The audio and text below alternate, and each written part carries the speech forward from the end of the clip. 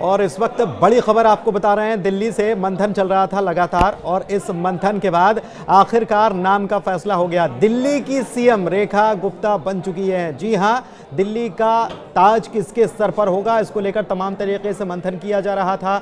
परवेश वर्मा से अलग, उनके साथ अलग बैठक चल रही थी। इसके अलावा और भी अलग अलग बैठकें चल रही थी और इस बात का इंतजार चल रहा था कि आखिरकार कौन बनने वाला है मुख्यमंत्री दिल्ली का। तो रेखा जी जो हैं वो अब दिल्ली की कमान संभालती हुई नजर आएंगी। हालांकि ये माना जा रहा था कि जो नई दिल्ली से चुनाव लड़ता है उसी का कब्जा हो जाता है सीएम की कुर्सी पर, लेकिन इस बार ये मिथक तोड़ दिया गया है। चाहे वो शीला दीक्षित की बात हो या अरविंद केजरीवाल की बात हो, पहले तो ऐसा ही होता आया, लेकिन अब ये परंपरा आगे और नहीं चलेगी। बीजेपी ने बहुत मंथन किया और बीजेपी ने हमेशा से चौंकाने वाला काम किया है।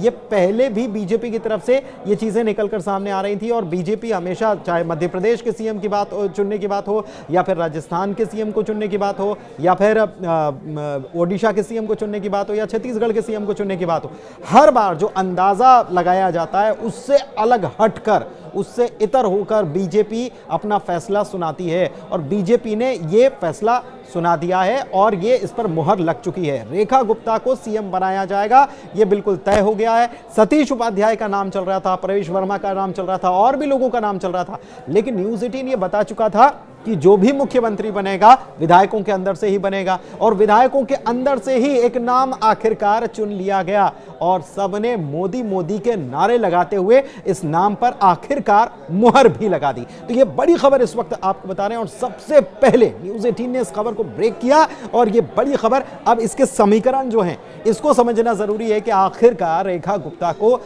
मुख्यमंत्री बनाकर बीजेपी ने क्या साधने की कोशिश की है।